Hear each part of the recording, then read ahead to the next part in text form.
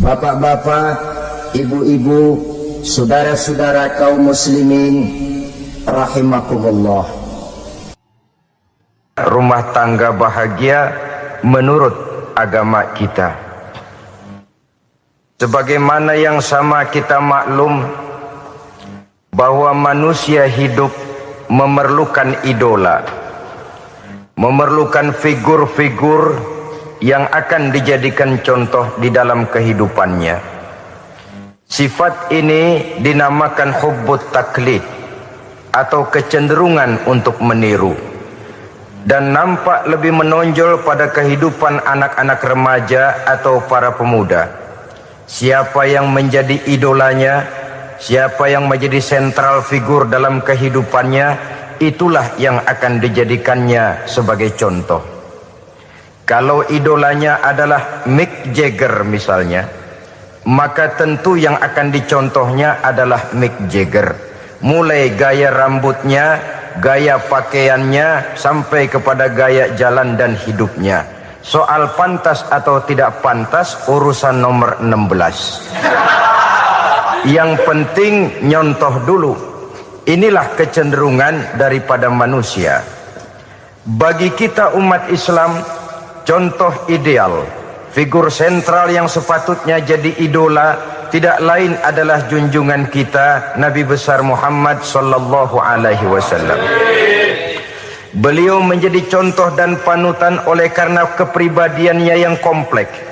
Sejak dari seorang pemimpin negara yang adil sampai kepada seorang jenderal yang gagah berani di medan perang, sampai kepada seorang diplomat yang ulung, pedagang yang jujur, suami yang bertanggung jawab, ayah yang penuh kasih sayang dengan anak-anaknya, dan di dalam keseluruhannya beliau merupakan uswatun hasanah.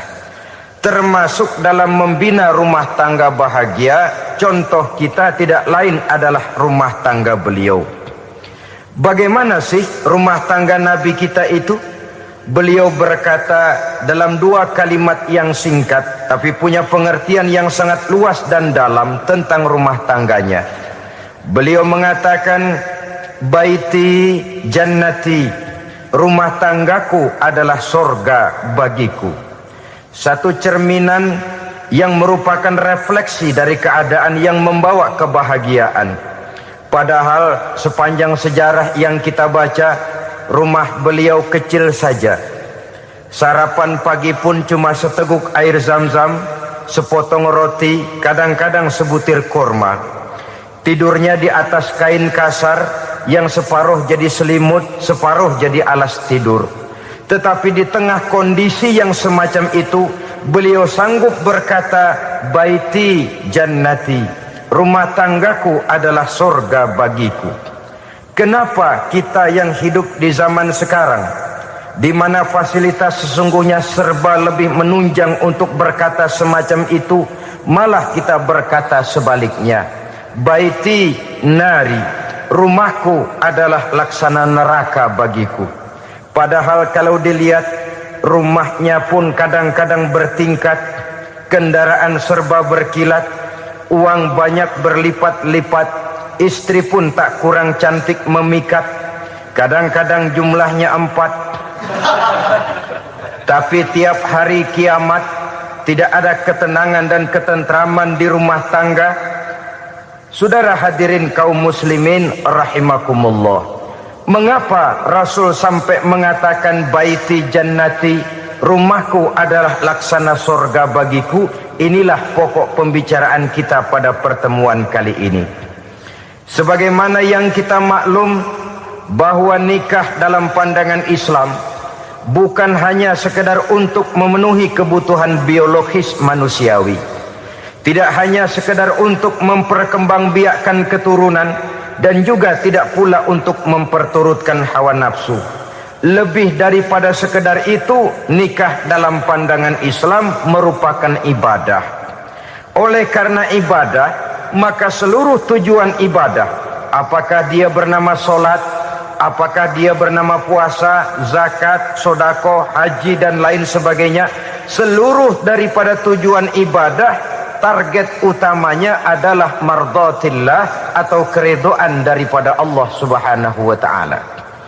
Kalau nikah itu ibadah, maka sesungguhnya tujuan utama dari pelaksanaan suatu pernikahan tidak lain hanya untuk mencari keridhaan dari Allah Subhanahu wa taala. Bukankah kalau kita tanya tiap orang yang melakukan nikah, kenapa sih kamu nikah dengan dia? Jawabannya bisa macam-macam. Yang umum, karena saya cinta dia. Ada yang berkata, karena saya ingin mendapat ketenangan hidup. Ada yang bilang, karena saya ingin hidup teratur. Ada yang mengakui, karena saya ingin dapat keturunan, dan lain sebagainya. Tetapi sesungguhnya menurut ajaran agama, kalau nikah merupakan ibadah, jawaban intinya ialah saya melakukan nikah untuk mencari keridhaan dari Allah Subhanahu wa taala. Ini konsekuensinya kalau nikah merupakan bagian daripada ibadah. Rumah tangga yang didirikan atas dasar mencari keridhaan Allah, maka akan diwarnai oleh nilai-nilai luhur daripada ajaran agama. Tanpa harta orang memang sulit untuk bahagia, tapi harta bukan jaminan orang lalu akan bahagia. Harta pada satu saat akan berakhir, kecantikan akan berkurang, pangkat dan jabatan akan sampai kepada batasnya. Tetapi agama, keyakinan, nilai-nilai iman, itulah pegangan kita yang kekal dan abadi. Sebab itu dalam surah Ar-Rum ayat ke-21 Allah Subhanahu wa taala menjelaskan, "Wa min ayatihi an khalaqalakum min anfusikum azwajan litaskunu ilaiha wa ja'ala bainakum mawaddatan wa rahmah." Dan di antara tanda-tanda kebesaran Allah, dijadikannya bagimu istri-istrimu dari diri kamu sendiri, litaskunu ilaiha, agar kamu bisa hidup tenang bersamanya, wa ja'ala bainakum mawaddatan wa rahmah, dan dijadikannya di antara kamu rasa cinta dan kasih sayang. Umumnya pernikahan terjadi karena mawaddatan wa rahmah ini, cinta dan kasih sayang. Atas dua dasar itulah rumah tangga didirikan orang. Atas dasar itulah seorang laki-laki dan seorang perempuan memadu janji untuk membagi suka dan duka dalam hidup ini secara bersama-sama. Namun kalau kita renungi ayat ini, Allah tidak hanya menjadikan cinta, tapi Allah juga menjadikan kasih sayang. Apa bedanya cinta dan kasih sayang? Apa bedanya mawaddatan warahmah ini? Saudara, mawaddah yang artinya cinta, itu sasarannya biasanya adalah jasmani, kecenderungan biologis. Itu akan berakhir. Orang yang mendirikan rumah tangga cuma karena kecenderungan biologis, cuma karena rasa cinta semata-mata, cinta biasanya terkait kepada keindahan. Betul apa benar? Biasanya orang mudah jatuh cinta kepada sesuatu yang punya nilai keindahan. Makanya anak muda jarang yang jatuh cinta sama nenek-nenek. Cinta selalu memandang segi keindahannya. Ini yang namanya mawaddah. Allah tidak mengingkari itu, silakan. Bahwa manusia secara naluri senang kepada serba keindahan, wajar-wajar saja. Tetapi tidak cuma mawaddah, Allah juga menciptakan rahmah, kasih sayang. Mawaddah mungkin ada akhirnya, tapi rahmah tidak akan pernah ada akhirnya. Kalau mawaddah adalah berkecenderungan kepada biologis, jasmaniah, maka rahmah kecenderungan kepada nilai-nilai rohani, kepribadian, kejiwaan, dan lain sebagainya. Dikala pernikahan di bawah umur 40 tahun, mungkin masih banyak mawaddahnya, rasa cintanya. Tapi 40 bahkan 50 tahun ke atas, rasanya orang berumah tangga kalau sudah 50 tahun ke atas itu lebih banyak kasih sayangnya ketimbang cinta-cintaannya. Kalau satu rumah tangga hanya didirikan atas dasar mawaddah saja, atas dasar cinta saja, padahal cinta itu terpaut kepada hal-hal keindahan, keindahan satu saat akan menurun. Ya tentu sebagaimana yang kita maklum bersama-sama, belum punya anak memang cantik. Sudah punya anak, kecantikan mulai menurun. Punya anak 2, kulit mulai mengkerut. Punya anak 3, onderdil mulai dol. Punya anak 4, apalagi tidak pandai merawat diri, persis dompet tanggung bulan. Kalau rumah tangga didasarkan kepada rupa yang cantik saja, cinta akan bisa berpindah, paling tidak akan berkurang nilainya. Sebab itu Allah tidak hanya menyediakan mawaddah warahmah, dijadikannya di hatimu itu tidak cuma sekedar cinta, tapi juga kasih sayang. Nah, kasih sayang inilah apabila berakar dan berurat dari nilai-nilai keagamaan yang akan menopang jalinan rumah tangga bahagia, mengukuhkan usaha untuk mencapai mardotillah atau keridhaan daripada Allah Subhanahu wa ta'ala. Dengan demikian berumah tangga bukan tujuan. Ini kalau kita lihat dari segi agama, berumah tangga cuma alat untuk mencapai mardotillah, keridhaan daripada Allah. Seorang suami yang pergi pagi pulang sore peras keringat banting tulang mencari nafkah untuk menghidupi keluarganya, kalau niatnya untuk mardotillah maka pergi usahanya adalah ibadah. Sementara si suami pergi berusaha, istri di rumah mendoakan suaminya, itu juga merupakan bagian daripada ibadah. Marilah kita biasakan membina satu rumah tangga untuk mencapai keridhaan daripada Allah Subhanahu wa ta'ala. Ini motif dasarnya. Karena itu Rasul Anas bin Malik pernah bercerita, bertahun-tahun saya membantu di rumah tangga Rasul. Selama tahun-tahun yang panjang saya membantu di rumah tangga beliau itu, kata Anas bin Malik, belum pernah kok saya mendengar kata-kata kasar, keras, membentak-bentak. Belum pernah saya melihat ada piring terbang, sandal melayang, ada penggorengan nitir di atas. Belum pernah, padahal tahun-tahun yang panjang sudah saya lalui. Itu rumah tangga Rasul. Istrinya lebih dari 1, tapi tenang, ayem, adem. Walaupun gosip selalu ada. Ini loh ya, namanya hidup berumah tangga. Jangankan rumah tangga kita manusia biasa, rumah tangga Rasul pun tidak luput dari gosip yang kita kenal dengan hadisul ifki itu. Itu sampai tercatat dalam sejarah. Tetapi yang jelas dengan istri yang lebih dari 1, rumah tangganya tenang, tentram, adem. Kita di rumah tangga istri 1, seminggu 7 hari, berantemnya 6 hari. Cuma 1 hari gencatan senjata. Saudara hadirin yang saya muliakan,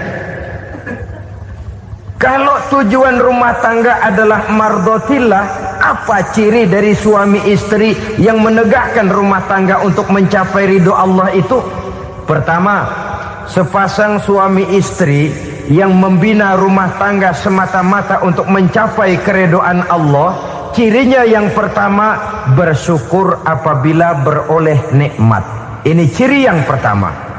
Bersyukur kepada Allah, kepada sesama berterima kasih. Suami berterima kasih kepada istri, bertahun-tahun didampingi hidupnya, dicucinya pakaiannya, dimasaknya makanannya, tidak istri mengeluh walau hidup lebih banyak kurangnya daripada cukupnya. Suami pandai berterima kasih kepada istrinya, sementara istri pun bisa berterima kasih kepada suaminya. Bertahun-tahun suami peras keringat banting tulang mencari nafkah, menjadi palang dada terdepan apabila ada masalah-masalah yang besar. Kedua-duanya lalu punya timbangan. Nah inilah ya, saya pesan kepada suami, kepada para suami, kepada para istri, supaya di rumah ada timbangan. Perlunya apa? Kalau pada satu saat istri kita salah, suami cepat-cepat ambil timbangan, lalu ditimbang mana yang lebih berat, salahnya atau dosanya.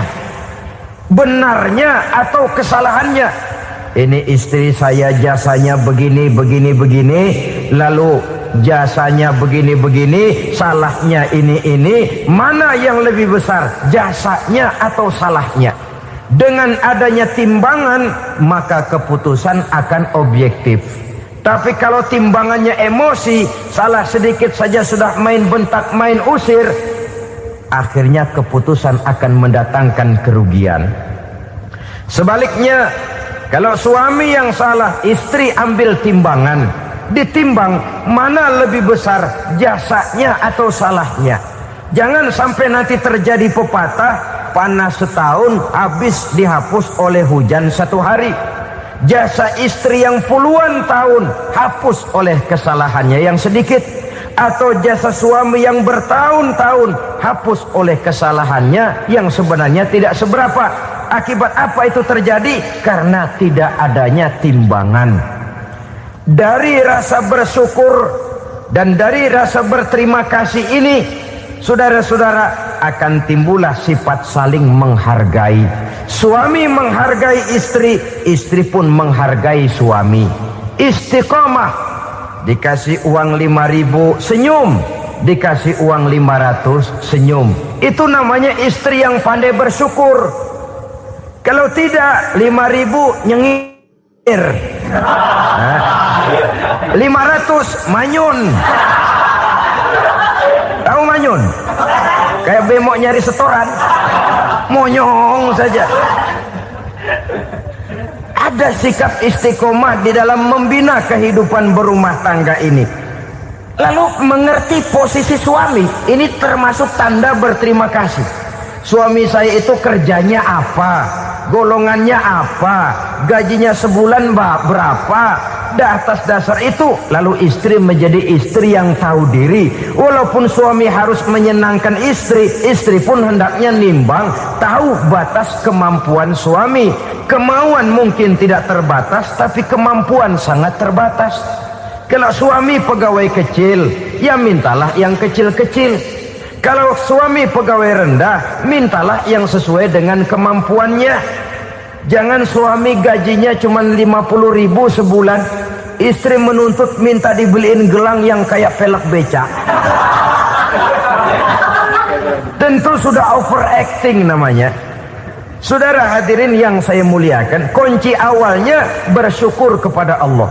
Kalau sudah bisa berterima kasih kepada manusia, hati ini akan mudah bersyukur kepada Allah. Rumah tangga yang pandai bersyukur, berapapun kecilnya nikmat, bukan kecilnya yang dia lihat, tapi karunia Allah yang dinilai. Sehingga dari rasa berterima kasih kepada manusia akan timbullah rasa syukur kehadirat Allah Subhanahu wa ta'ala. Itu yang sering diistilahkan orang, kalau dia punya mobil, dia berkata alhamdulillah kita punya mobil, tetangga kita cuman punya motor. Kalau dia punya motor, syukur kita punya motor, tetangga kita cuman punya sepeda, kemana-mana kekejek melulu.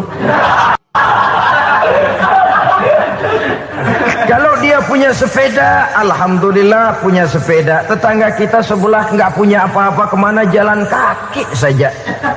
Kalau dia jalan kaki, alhamdulillah kita masih bisa jalan.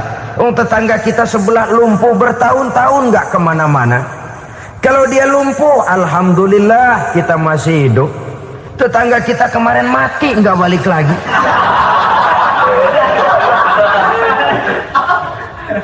Lalu akan timbul rasa syukur. Tapi kalau sudah lumpuh ngelihat yang bisa jalan ngelihat yang naik sepeda, yang punya sepeda lihat yang punya motor lihat yang punya mobil lihat yang punya pesawat. Kapanlah kita ini pandai bersyukur? Sebab kesenangan seperti pelangi, tidak pernah di atas kepala kita, selalu kelihatannya di atas kepala orang lain. Sehingga kalau ngobrol orang sering bilang, lu sih enak lo gue lihat, gue kebelangsak amat nih ya. Setiap orang ngomong kepada kita begitu nadanya. Kita yang dilihat enak, sementara kita melihat orang lain enak. Tukang tahu melihat tukang tempe enak, tukang tempe melihat tukang tuak enak, Tukang tuak bilang tukang sirsak enak. Enak itu seperti pelangi. Namun kalau kita mau merenungi, tidak pernah Allah berhenti memberikan nikmat kepada kita. Sejak kita bangun tidur sampai kita tidur kembali, bahkan tidur itu sendiri, seluruhnya tidak pernah putus dari nikmat Allah. Bahagia ada di gubuk reot, bahagia ada di rumah mewah, bahagia ada di hati kopral, bahagia ada di hati jenderal, di gunung dan di kota, di hutan belantara dan di desa, di keheningan malam atau di keramaian siang. Kalau kita mau mencari, bahagia selalu ada. Tapi hati yang tidak pandai bersyukur, bagaimanapun banyak kebahagiaan yang meliputi hidupnya, dia tidak akan pernah pandai mensyukurinya. Maka berterima kasihlah kepada istri, berterima kasihlah kepada suami, bersyukurlah kehadirat Allah Subhanahu wa ta'ala. Saya sering mengatakan, sebaliknya seorang suami bagaimanapun kondisi istrinya, kalau itu memang jodohnya, beranilah berkata, istriku adalah Romeoku, istriku adalah Julietku, atau istriku adalah Sri Kandiku. Biarin pengkor ya pengkor, gak ada urusan. Mensyukuri. Kalau tidak mensyukuri, yang timbul lalu sesalan. Kalau sudah sesalan, mudah umpat mengumpat, caci mencaci dalam rumah tangga, lalu terjadilah kegaduhan. Ketenangan sulit kalau sudah tidak ada unsur saling menghargai itu. Lebih celaka lagi kalau sudah mengarah kepada penyesalan. Kata istrinya, bang, gue nyesel kawin sama lu. Suami digituin mungkin gede kepalanya. Kalau lu nyesel apalagi gua, makin nyesel. Iya, coba pikir bertahun-tahun kita berumah tangga, memangnya abang bisa beliin apa sama saya? Itu juga gerobok kalau nggak ngeredit, bang. Kalau nggak ngeredit, memangnya kamu bayar kreditan pakai daun pisang? Saudara hadirin yang saya hormati, ini saya tekankan kepada ibu-ibu karena penyakit perempuan umumnya. Pernah Rasul itu pulang Isra Mi'raj cerita, saya pulang Isra Mi'raj diperlihatkan neraka. Neraka ya Rasul? Lalu bagaimana? Saya lihat kok isinya kebanyakan perempuan. Perempuan. Laki juga tidak sedikit. Cuma kebanyakan kok perempuan.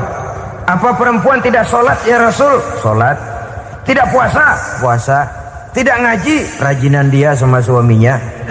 Tapi kenapa lebih banyak di sana? Rasul berkata, hunna yakfurnal asir. Penyakit umum dari perempuan tidak pandai berterima kasih kepada suaminya. Ini rupanya penyakit umum dari tahun atu. Saudara hadirin yang saya muliakan, jadi rumah tangga yang didirikan atas dasar mencapai ridho Allah, maka kelihatan dari pasangan suami istri menjadi orang yang pandai bersyukur terhadap nikmat. Bukankah dalam surah Ibrahim ayat 7 Allah berjanji, la in syakartum la azidannakum wa la in kafartum inna azabi lasyadid. Kalau kamu pandai bersyukur, aku tambah nikmatku. Kalau kamu ingkar, tidak mau bersyukur, azabku itu hebat dan pedih. Rumah tangga yang suami istrinya tidak bersyukur disiksa oleh perasaannya sendiri. Tetangganya dapat nikmat, dia yang meriang. Tetangganya dapat kesenangan, dia yang sakit hati. Dia tidak melihat nikmat yang diberikan kepadanya. Nikmat yang orang lain punya aja yang diincar. Nikmat orang lain aja dihitung-hitung. Tangga kita, saya baru habis beli yang sebelah belilir habis beli kukusan. Cuma sekedar kukusan saja. Orang lain beli apa-apa jadi bahan diskusi di rumahnya. Orang lain saja yang diusut. Timbul dendam kesumatnya, timbul hasutnya. Dia tidak bersyukur dengan nikmat yang ada dalam rumah tangganya. Isi rumah tangga semacam itu disiksa oleh perasaan hasutnya sendiri. Jauh dari kebahagiaan, kering hatinya, miskin jiwanya, merana batinnya. Kalau sudah ke sana, jauhlah rumah tangga dari pantulan sinar kebahagiaan. Saudara-saudara, kita lihat rumah tangga Rasul. Dari rumah yang kecil, dari tempat tidur yang sarapnya kain kasar, separuh jadi selimut lagi. Keluar ucapan baiti jannati. Kenapa?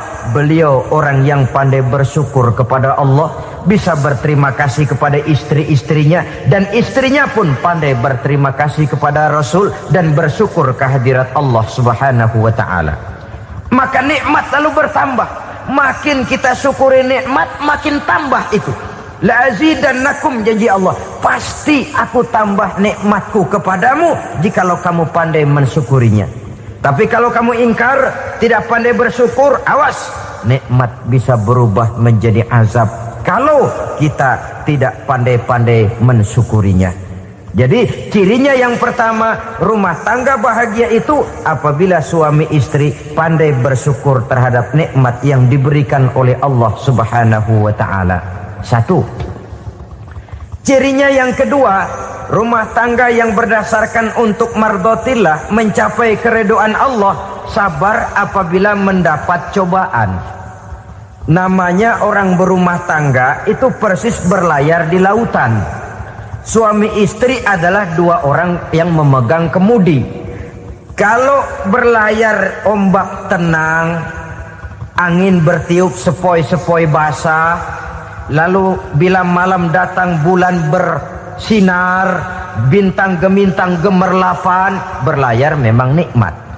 Tapi satu saat angin puting beliung bertiup, gelombang menggunung, halilintar menyambar, kemudian petir berkilat. Kalau pada saat itu suami mau ngalor, istri mau ngidul, alamat perahu patah di tengah jalan, kandas di lautan sebelum sampai ke pantai yang akan ditujunya. Oleh karenanya perlu kekompakan.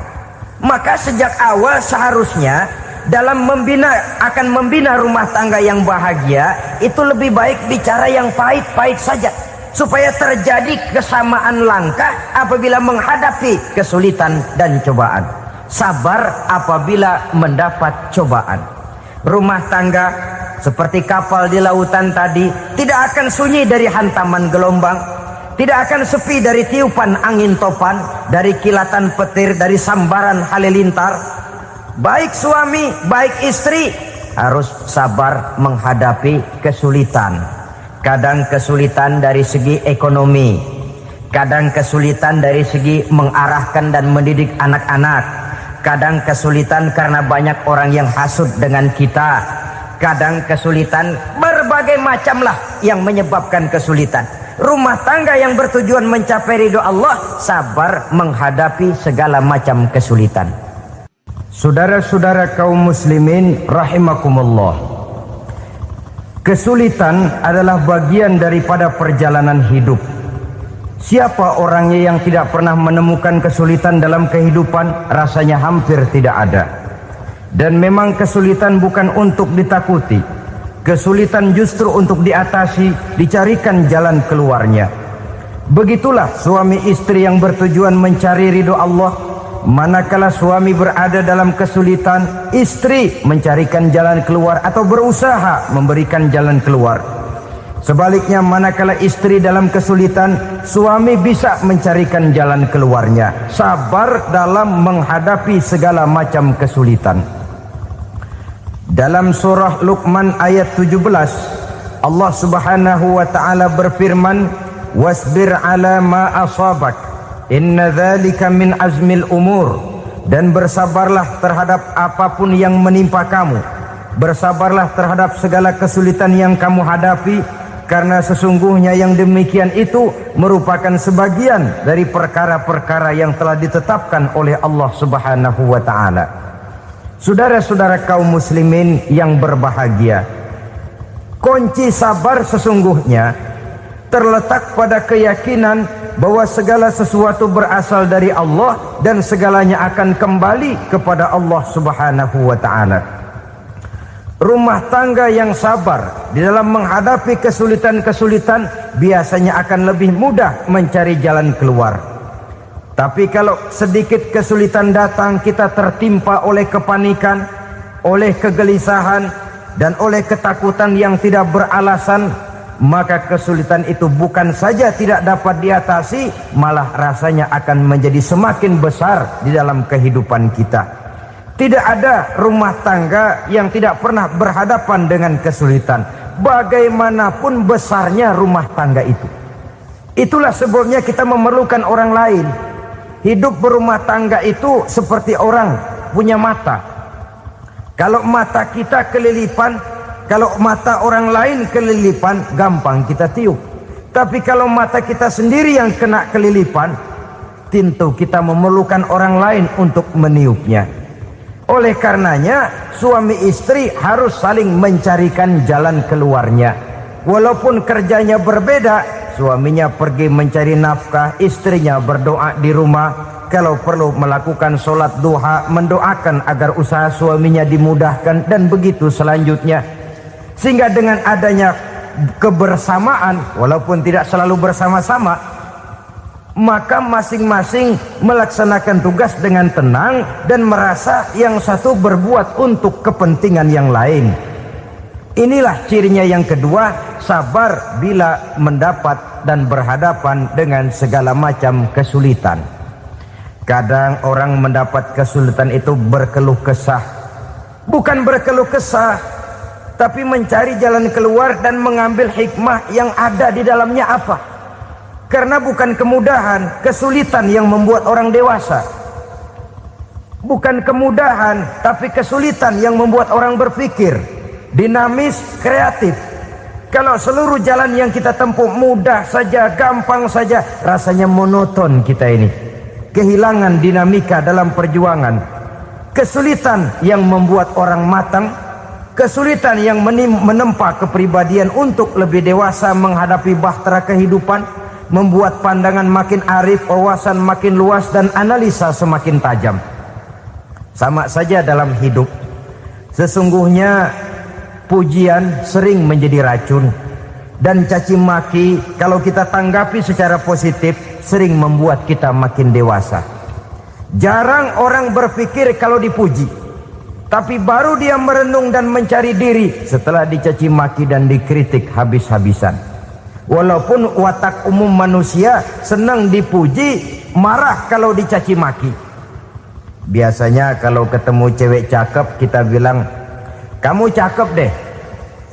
Dia paling bilang, "Ah, abang bisa aja." Walaupun dia bilang, "Ah, abang bisa aja," hidungnya mah tetap mekar. Senang kalau dipuji, itu kecenderungan manusia.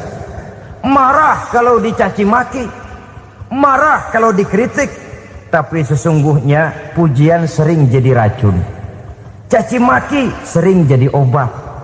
Orang takut minum obat karena pahitnya, padahal efeknya itu akan lebih memberikan kesehatan kepadanya. Orang takut menghadapi kritik, orang takut dan tidak ingin dicaci maki, padahal itulah yang sesungguhnya menjadi cambuk kalau tidak dia salah tanggap, menjadi sugesti yang mendorong dia lebih maju lagi. Karena memang bukan pujian, tapi caci maki dan kritik yang membuat kita makin berpikir tajam. Jadi rumah tangga yang berhadapan dengan kesulitan demi kesulitan, biasanya kalau ditanggapi dengan sabar akan makin mengokohkan fondasi rumah tangga itu sendiri. Tapi kalau kesulitan dihadapi dengan tidak sabar, lalu mencari jalan pintas, kesulitan ekonomi, kebetulan istrinya cakep, istrinya disuruh ngojek. Dah lo ngojek aja deh,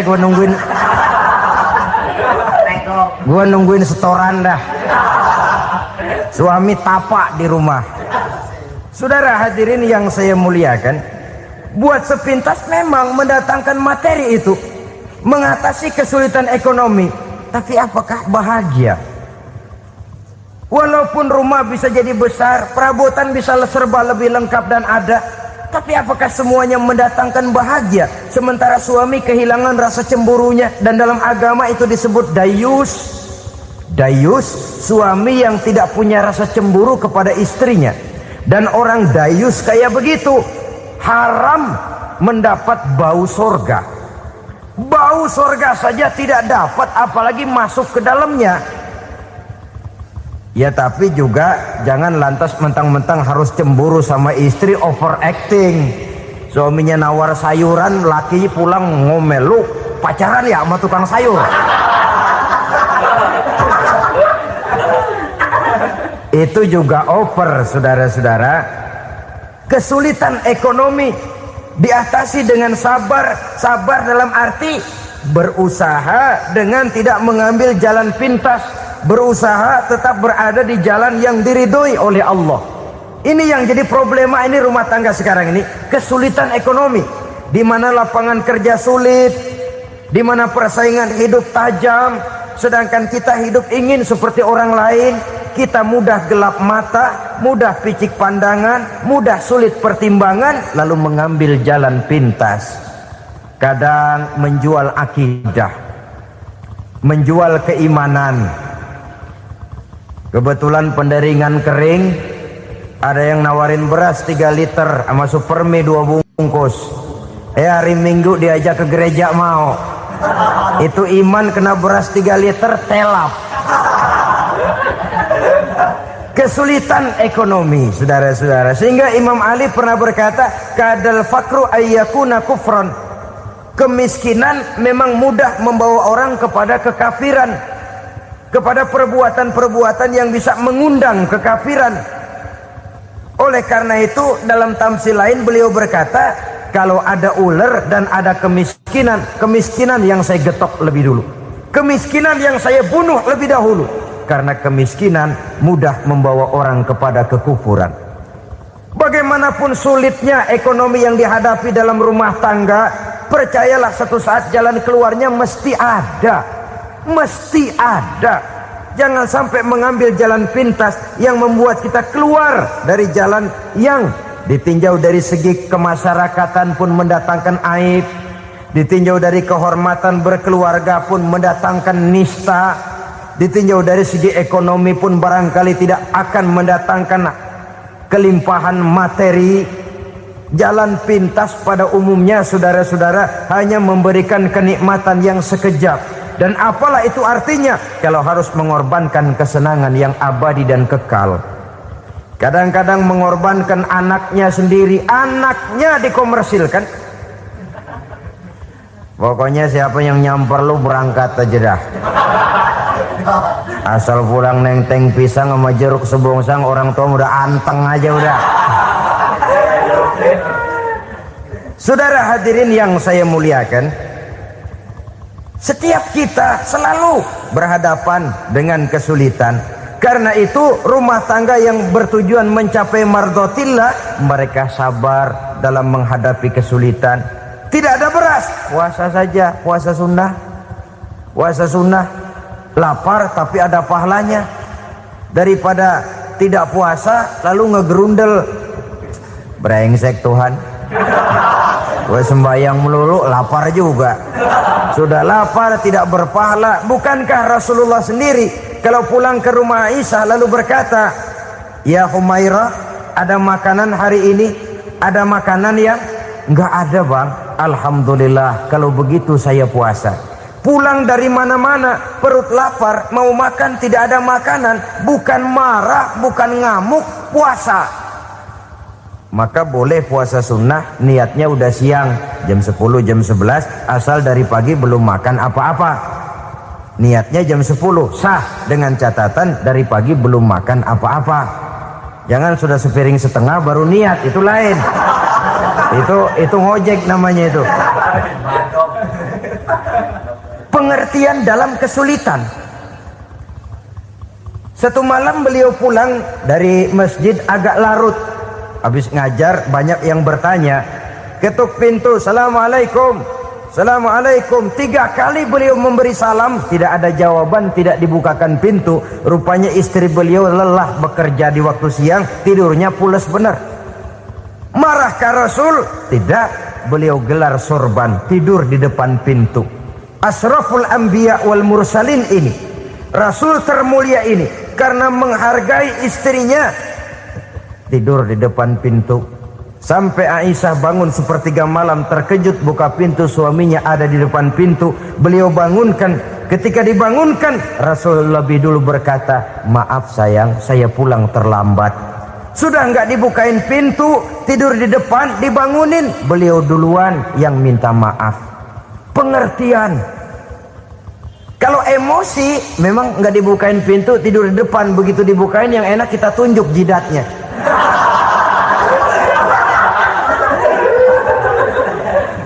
Saudara hadirin yang saya muliakan, kesulitan di dalam kehidupan merupakan bagian daripada kehidupan. Bukan untuk ditakuti, tapi untuk diatasi. Bukan untuk dihindarkan, tapi dicarikan jalan keluarnya. Hadapilah kesulitan dengan baik sangka kepada Allah, dengan lapang dada, dan dengan tetap bersabar menghadapinya. Kenapa? Karena tujuan kita mendirikan rumah tangga, mencapai ridho Allah. Kalau anak kita perjualbelikan, kalau istri kita komersilkan, kalau akidah kita jual untuk mempertahankan rumah tangga, bukankah makin jauh saja rumah tangga itu dari ridho Allah? Ini tujuan utamanya. Yang ketiga, rumah tangga yang bertujuan mardotillah itu, suami istri yang merupakan fondasi di rumah tangga, suami sebagai pemimpin, istri sebagai pembina, selalu musyawarah dalam menyelesaikan persoalan. Walaupun istri ditakdirkan sebagai pemimpin dan suami sebagai pemimpin dan istri yang dipimpin, tapi agama menganjurkan musyawarah. Jangan mentang-mentang istri nyari duit, suami nyari duit, lalu menteleng.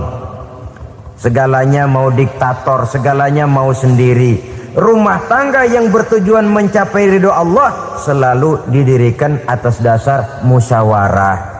Sehingga apabila sesuatu itu dihasilkan dari suasana musyawarah, tidak akan melahirkan penyesalan di belakang hari. Kalau tidak berjalan menurut seleranya masing-masing, belakangan timbul penyesalan, akhirnya main salah menyalahkan. Kalau sudah saling salah menyalahkan, itu artinya sudah saling mengungkit kekurangan masing-masing. Akibatnya tidak ada lagi saling menghargai. Jadi dengan demikian musyawarah di dalam menyelesaikan persoalan. Menghadapi kesulitan ekonomi, musyawarah. Menghadapi kenakalan anak, musyawarah. Akan membeli ini dan itu, sebaiknya juga musyawarah. Kalau merupakan hasil musyawarah, maka saudara-saudara hasilnya pun akan dihadapi oleh bersama. Enak rasakan bersama, tidak enak rasakan bersama. Kenapa? Tadinya musyawarahnya bersama-sama juga. Lah kalau hasil sendirian, giliran enak mungkin yang satu mau ikut, giliran tidak enak yang satu nuding, gua kata juga apa. Kan begitu akibatnya kalau tidak berdasarkan musyawarah lebih dahulu. Maka insya Allah hasil musyawarah ini setidaknya tidak akan mendatangkan sesalan di belakang hari nantinya. Saudara-saudara kaum muslimin rahimakumullah, ciri yang keempat, sepasang suami istri yang bertujuan mencapai ridho Allah dalam upaya mencapai rumah tangga bahagia itu tawakal apabila mempunyai rencana. Tawakal berserah diri kepada Allah. Bukan berserah diri dalam artian mutlak yang mengarah kepada fatalism atau predestination. Kita sering mengartikan tawakal secara salah. Belum apa-apa sudah menyerahkan diri kepada Allah. Emang semuanya terjadi menurut maunya Allah dah. Gak usah ngapa-ngapain, bagaimana Tuhan aja dah. Lapar juga nggak usah makan, kalau takdirnya kenyang pan kenyang. Ya udah lapar terus kita. Makan dulu, perkara nanti kenyang apa tidak itu baru tawakal. Kalau sakit ke dokter, soal sembuh atau tidak baru tawakal. Artinya usaha itu ada. Setelah suami berusaha, istri berusaha, selebihnya tawakal. Apa perlunya tawakal? Apabila berhasil tidak lupa daratan, apabila berhasil tidak lupa diri, apabila gagal tidak putus asa. Sehingga dengan demikian dari tawakal ini lahirlah pondasi yang kokoh membina rumah tangga yang bahagia dalam upaya mencapai keridhaan daripada Allah Subhanahu wa taala. Apapun yang kita laksanakan di rumah tangga, tujuan intinya tetap untuk mencapai keridhaan Allah. Beli kendaraan untuk mencapai ridho Allah, lalu dipakai ngaji, dipakai ke masjid dan sebagainya. beli peralatan rumah tangga untuk mencapai ridho Allah, mendidik anak untuk mencapai ridho Allah, membantu keluarga untuk mencapai ridho Allah, dan begitu selanjutnya. Tawakal apabila mempunyai rencana. Kemudian cirinya yang kelima, suami istri yang bertujuan mencapai ridho Allah selalu mempererat silaturahmi. Sebab seperti sudah saya sampaikan pada pertemuan terdahulu, dalam berumah tangga itu ada orang tua, ada mertua. Itu cuma perbedaan istilah, tapi hakikatnya adalah sama. Jangan karena perbedaan istilah lalu menyebabkan kita berbeda sikap. Kalau sudah berbeda sikap, tentu akan melahirkan perasaan yang tidak simpatik. Sebaiknya suami istri kalau sudah berumah tangga, jadikanlah orang tua tempat cerita yang enak saja. Yang tidak enak telan berdua, yang pahit rasakan berdua, kesusahan dan kesulitan atasi berdua. Giliran enak ngomong sama orang tua, giliran senang cerita sama mertua. Sekarang kan kita balik, kalau lagi senang duitnya banyak, anteng di rumah, kalem aja.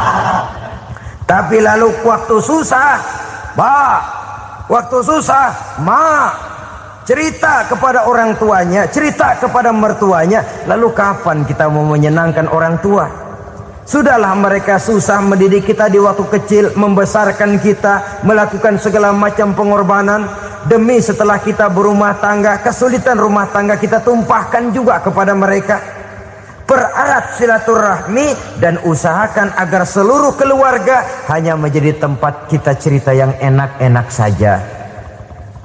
Istilah sehari-harinya, kalau di rumah kita makan sama sayur bayam, keluar rumah diem, malah seluitan. Tetangga tanya, lu makan kayaknya enak banget apa sih? Daging ayam.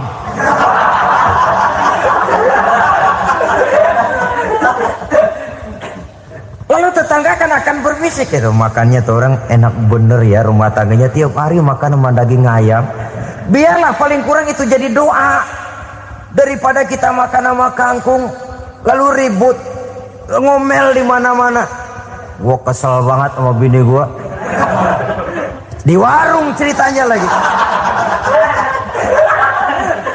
Kenapa? Saban sari gue direbusin kangkung mulu. Brengsek. Di warung cerita ada RT, ada RW. Gara-gara makan sama kangkung se-RT tahu. Akhirnya mungkin kalau kita berangkat orang hitung dari jauhan. Lihat, kangkung liwat.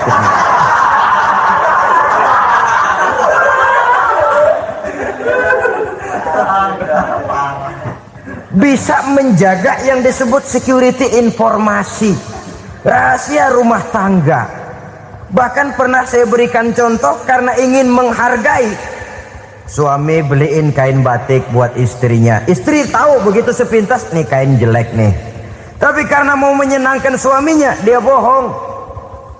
Bagaimana bu, kain yang bapak beliin? Aduh bagus bener pak, bagus sekali itu kain. Warnanya pak emang yang model begitu tuh. Tetangga kita mana ada yang pakai kain begitu pak? Ya emang nggak ada, jelek.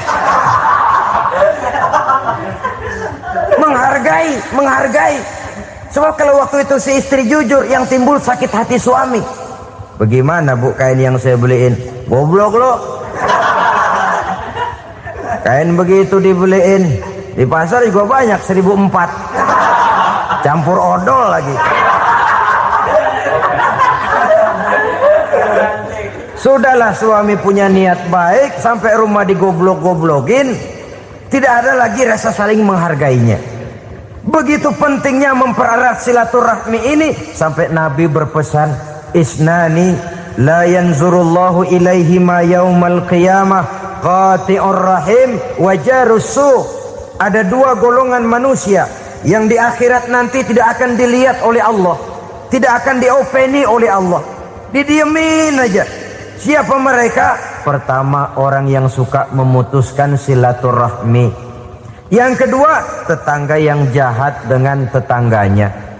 Dua golongan manusia ini, pemutus silaturahmi kemudian juga tetangga yang jahat dengan tetangganya, ini tidak akan dipandang oleh Allah di hari akhirat nanti. Jadi pererat silaturahmi, sebab kita ini zon politikan, makhluk yang bermasyarakat, yang tidak bisa hidup sendirian. Setiap kita memerlukan orang lain. Kita disebut kaya karena ada yang miskin, kita disebut alim karena ada yang awam, kita disebut berkuasa karena ada rakyat jelata. Tanpa rakyat tidak ada penguasa, tanpa yang miskin tidak ada orang kaya. Kalau tidak ada yang jelek, siapa yang bilang cakep? Karena ngimbangi. Saudara hadirin, atas dasar ini mestinya kita selalu bersyukur dalam segala posisi, tidak lalu salah terima kepada karunia yang diberikan Allah kepada kita. Saudara hadirin yang saya hormati, pererat silaturahmi, jadikan orang-orang tua kita tempat kita cerita yang enak-enak saja. Yang tidak enak, telan sendiri, usahakan sendiri, carikan jalan keluarnya sendiri. Setidaknya ya diam sajalah.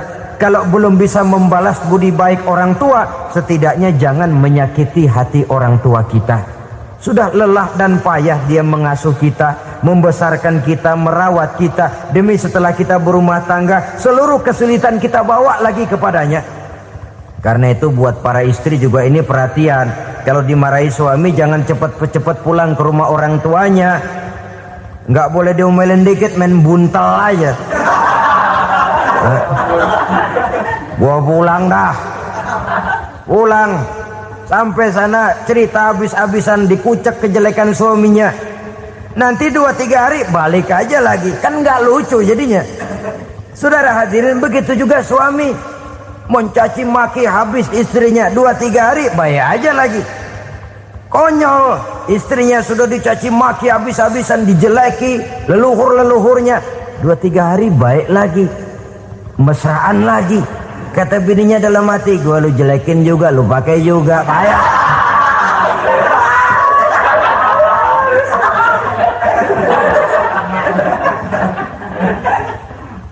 Saudara hadirin yang saya muliakan, itulah sebabnya pada awal tadi saya katakan perlunya kita mempunyai timbangan baik sebagai suami maupun sebagai istri.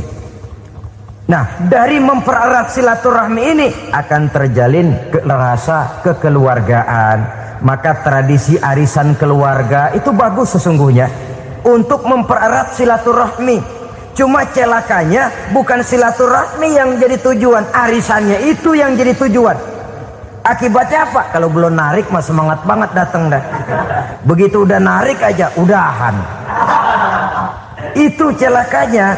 Akhirnya silaturahminya jadi nomor 2, arisan semata-mata yang menjadi tujuan. Sesungguhnya itu bagus untuk mempererat silaturahmi. Karena kalau kita dengan kita sesama saudara sudah tidak saling mau mengenal, bagaimana dengan anak-anak kita? Bagaimana dengan cucu-cucu kita? 2-3 generasi yang akan datang tentu akan lebih saling tidak mengenal lagi. Baiklah ya, yang keenam, suami istri yang bertujuan untuk mencapai keridhaan Allah itu selalu berusaha tolong menolong di dalam kebajikan. Sebab Allah pesankan itu di dalam Al-Maidah ayat 6, wa ta'awanu 'alal birri wat taqwa wa la ta'awanu 'alal itsmi wal 'udwan. Bertolong-tolonganlah kamu di dalam kebaikan, di dalam bertakwa kepada Allah. Jangan bertolong-tolongan di dalam maksiat, di dalam dosa, dan di dalam usaha yang menimbulkan permusuhan. Kalau suami marah kepada seseorang, istri jangan ngipasin. Oh bang, yang begitu mah dibayain tuman. Udah habisin aja dah. Anak-anaknya marahin sekalian. Ngipasin. Istri kesel sama tetangganya, suami ngipasin.